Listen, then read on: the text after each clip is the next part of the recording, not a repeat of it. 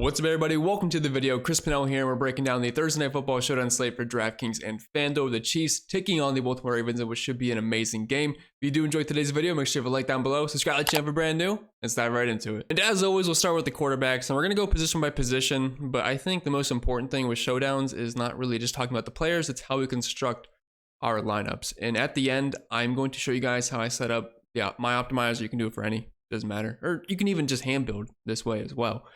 But you kind of have to pick like a game script, or you have to correlate your lineups as best as possible. So let's say I had Patrick Mahomes in the captain spot. It would make absolutely zero sense to not roster any of his pass catching options in the flex spots, because Mahomes isn't like Lamar Jackson. He's not going to get you 60 yards on the ground and potentially 2 rushing touchdowns. He's going to have potentially, if he has a great game, 300 yards, 4 passing touchdowns. Those are going to somebody else. So if you're just playing Mahomes naked, it makes no sense, because you're going to be losing out on all the points that correlate with Patrick Mahomes. If you're playing Lamar Jackson in the captain spot, you don't always have to pair with a guy like him, Josh Allen, Jalen Hurts, because they can get those rushing touchdowns, and they're not completely dependent on their pass catching options to get there for fantasy purposes. And there's a lot of other rules I do as well, which I will show you guys at the end, so hopefully it will make sense. And I don't really think I have to sit here and say Lamar Jackson and Patrick Mahomes are good plays tonight, because obviously they are. They're the best projection plays. I have Lamar Jackson just over 20 fantasy points. I have Mahomes roughly right around 19 point per dollar wise. They're exactly 1.9 for me, because you're getting $1,000 pricing difference. So obviously, yeah, you're going to be loading up on both of these guys. It's not a matter of if we're playing them. It's just a matter of how much. Which, heading over to Outlier, who is a sponsor of the show. Amazing product, and right now you can get a free trial using the link down below in the description. But if you are a sports bettor, this has all the data you need in one place. But speaking of Mahomes fantasy points, we head over to his prop. It's at 20.5 over on Prize Picks, and actually in 8 out of the last 10 games he has been under that fantasy point prop, which is almost hard to believe how good Patrick Mahomes is.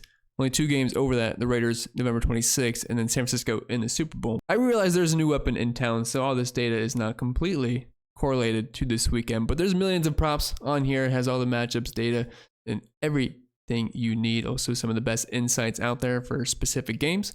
We can see Derrick Henry has failed to exceed 63.5 rushing yards in 6 of his 7 games on the road. Keep in mind, he's on a new team, so do not always take things at face value, but it always is helpful to have more information when making selections.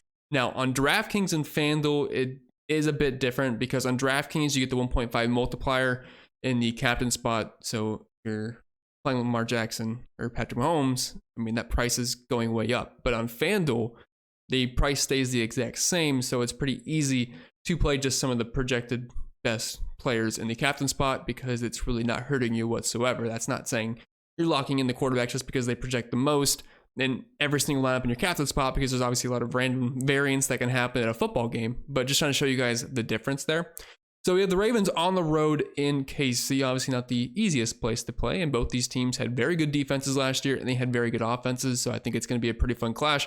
The Chiefs are currently 3-point favorites with a near 25-point implied team total, and the Baltimore Ravens at nearly 22. Personally, I took the under on the 22.5 team total on the Ravens at minus 115. Then on the flip side, at minus 115 over on Hard Rock, I got the team total touchdowns for the Chiefs at 2.5. It was pretty much minus 160 most places, so a bit of an odds difference there. I think it has moved since, but just for some transparency's sake, that's what I'm on. That could go completely wrong, but I will take the line that I got on both, and I'll be happy with any outcome that happens. All right, so moving over to the running backs, we're going to group these by teams. So we're going to start with the Baltimore Ravens group first, and we have the new guy in town, Derrick Henry. I heard he's pretty good at football. He's $9,000.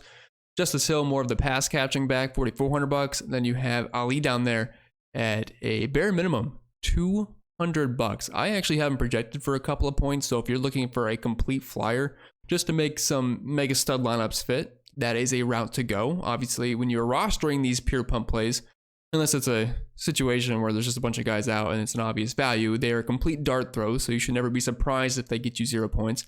But if they happen to catch a football, you are happy with that outcome. Derrick Henry, he is going to get the bulk of the volume here. Last year, obviously on a different team over in Tennessee, they liked to run the football, but guess what? So did the Baltimore Ravens, but they did not have a mobile quarterback like Lamar Jackson, so they could potentially take away from Derrick Henry. I believe his rushing yards prop is right around his season average from last year. I think it's at 64.5, if I remember correctly, and also 7.5 receiving yards. He is probably going to get you 15 plus touches on the ground, although really just no confidence for him to get anything through the air. I think that would probably be more so Justice Hill. If anything, his receiving yards prop is a bit higher in this one, and obviously he wasn't using the passing game much. Over in Tennessee, only a 7.5% target share. Not exactly the best matchup in the world versus the Kansas City Chiefs. Personally, for me, I don't really like any of the Baltimore Ravens running backs too much. Like, yes, in MMB, I will be getting to them, just sprinkling them in. If you're playing Derrick Henry, just know he's pretty touchdown dependent, because if he does not find his way into the end zone, I really have a hard time seeing more than 1 to 2 catches out of him. So that's like 1 point maybe off a reception, half a point for the receiving yards, whatever it may be. And then if he just gets like 65, 70 yards on the ground, that's not a great day, $9,000. So you need him to plunge into the end zone, which, I mean, he certainly is pretty good at that. I will disagree that he's great at getting rushing touchdowns, especially around the goal line. But Lamar Jackson can definitely hurt those this season with how mobile he is, and I like to use him around the goal line as well. So it's just mainly a price thing. I feel like Isaiah Pacheco offers us a little bit better value, $600 cheaper. He's also the home favorite running back, which we like to see. Higher implied team total. And Patrick Mahomes isn't going to steal any rushing touchdowns, so that's the bright side as well. We also have Clyde Edwards-Helaire out for the Kansas City Chiefs. They just brought in Samaje Perine. He is not on the FanDuel slate. I am not sure if they're going to add him at some point. They're usually pretty bad about adding players later on. So as of right now, I'd expect that he will not be on there, but he is probably going to be in that third down roles. And we've seen running backs in the past be fine with Patrick Mahomes. They're going to get some receptions. That puts him in the player pool at $3,000. I am projected for like 3 to 5 points, I believe. So it's like, it could definitely be worse at $3,000.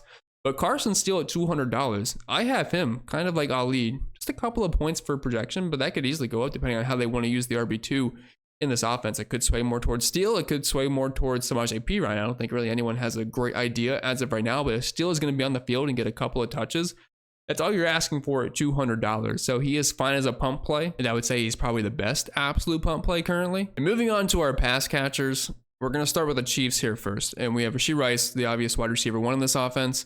Unfortunately, Hollywood Brown is going to be out, but that does move up everybody up the totem pole just a little bit. Xavier Worthy, wide receiver 2, the speedster. I love him this season, and I think he's pretty cheap on both sides, so he'll definitely be in a good chunk of my lineups. Justin Watson is cheap as well, $3,200. And then we have, honestly, not really sure how it's going to be used after that. We do have Sky Moore at $2,200. We have McCole Hardman at $1,800.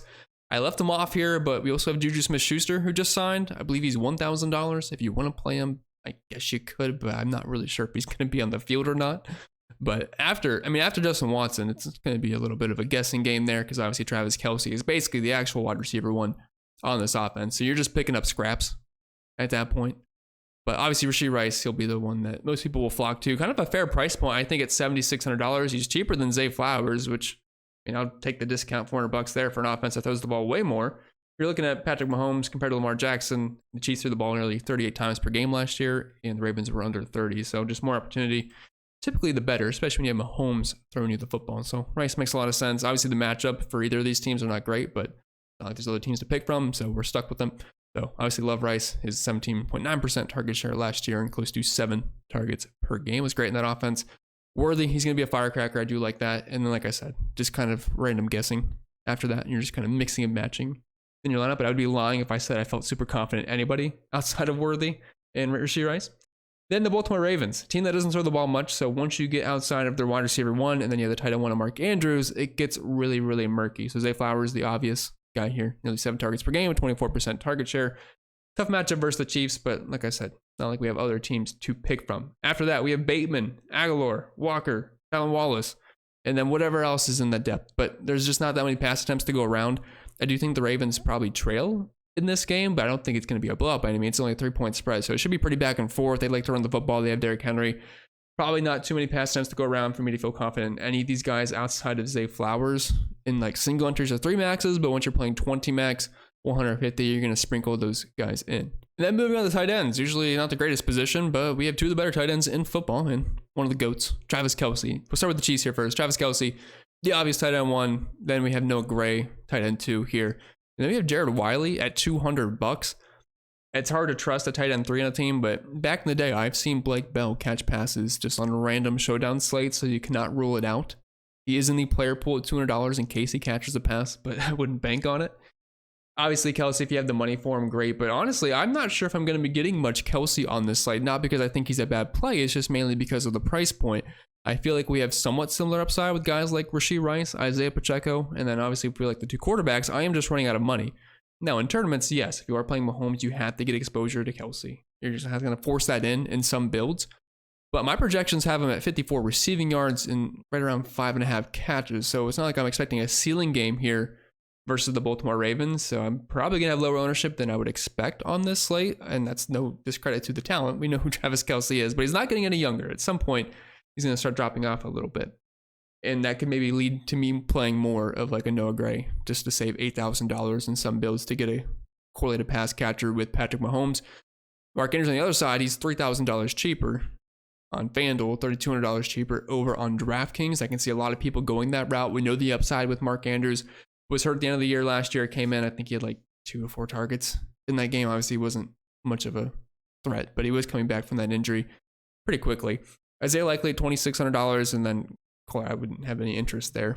But both Andrews and Isaiah Likely, they're pretty much in there 2-run routes. 59% of the time for Mark Andrews, 56% of the time for Isaiah Likely, and Mark Andrews is only blocking 7% of the time last season. So yeah, Andrews will be a pretty popular play, I would imagine, at $6,400 because if you're looking for a pass catching option with Lamar Jackson, it is really cheap to do so with his arguable wide receiver one in that offense. Defenses, I mean, it is what it is. I wouldn't say this is the best game for defenses considering you have 2 of the best offenses facing off. Mahomes and Lamar don't exactly make the most mistakes in the world. They are capable of putting up a lot of points.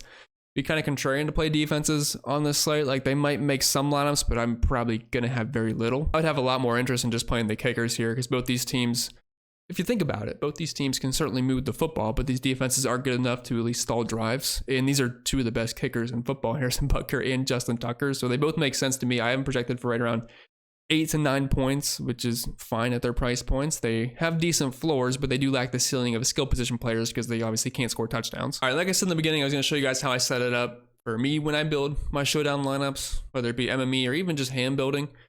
Now, I'm not saying this is the only way to win. I am not the absolute smartest guy in the world. I will never act like that. There's many other ways you can win. This is just the way I do it. This is how I feel comfortable doing it. And I've had success with it. And quite a few showdown tournament takedowns, and this is just how I like to build. So first off, what I like to do is you can set this to anything you want, but I like to do 25% randomness. Obviously, that could change for whatever you want to do. All right, so the first group I'm going to set up is if I have Patrick Mahomes in the captain spot, I want at least 2 of his pass catchers in my lineups. That goes all the way from Travis Kelsey all the way down to the absolute bums that might not even make the field. Then for the other main pass catching options, if I have Rashee Rice in the captain spot, I'm going to want Patrick Mahomes in the flex spot. And I'll be doing the same for Travis Kelsey, Xavier Worthy, Justin Watson. And I probably wouldn't go any further than that because I doubt I'm going to have any Noah Gray captain lineups. All right, so here's some of the player groups that I set. Since Lamar Jackson's a very mobile quarterback, if he's in the captain spot, I'm not forcing any pass catchers with him because it's obviously possible that like we just didn't have any passing touchdowns or maybe just one and the rest were on the ground. I mean, it's in the cards, so I'm not going to completely constrain myself to where I have to get pass catching options with him just because of the player he is. Obviously, if I had 2 pocket passers, let's say Matthew Stafford was on the slate, I would be doing the same thing I do for Patrick Mahomes with Matthew Stafford, if that makes sense. All right, I don't have any ownership up yet, and keep in mind these are randomness projections. I don't think these are the exact projections, but just to make sure things follow the rules here. So I didn't make any rules specifically for a Lamar Jackson captain spot, but just to try to find some Patrick Mahomes here. So we have Mahomes here in the first lineup, and I said at least want one of his pass catching options. If he was in the flex spot, we have Noah Gray here, so that satisfies my rules. Mahomes with Rashee Rice and Xavier Worthy, once again, satisfies. If we try to find a Mahomes captain lineup, yeah, right here, I think I said I want at least 2 pass catchers in Mahomes captain lineups because, like I said, if he's going off, his pass catchers are. And we have Noah Gray and Xavier Worthy. Obviously, Noah Gray is not the biggest heavy hitter in the world, but it's short on slate. We have to deal with salary cap restrictions. So once again, we are satisfying the needs of how I want these builds. I did not set any exposures or anything. Obviously, if you are someone that is 150, you're going to take a while to get your exposures how you want it. You got to finagle with the rules, and eventually you'll get the exact recipe you want. But I have Zay Flowers in the captain spot, and we should have, I made sure Lamar Jackson be in there. We have Mahomes in the flex, which also means we have Rashee Rice, one of his pass catchers, paired with them. So this is how I do showdowns. Obviously, these aren't the exact exposures I would go with. I'd be playing around and whatnot, but it's kind of like a bare bones example. You do not have to do it exactly my way, but this is how I like to do it. You guys can apply a similar process to you want, but you just really got to correlate your lineups as best as possible. Are you going to win every single showdown slate? No, absolutely not. We'd all live on our own islands, and nobody does. So I don't think everybody wins every single week. whether it be just on the main slate, showdowns. You're going to lose more often than not if you are playing tournaments. You have to realize that. But hopefully you're getting several really decent hits throughout the year where it makes up for those losses. With that being said, I wish you guys all the best. If you did enjoy the video, even if you didn't, maybe you hate me, just leave a like down below anyway. And make sure you comment down below if you have any questions, comments, concerns. Subscribe to the channel if you are brand new. Yeah, that's all I gotta say. I should stop talking now.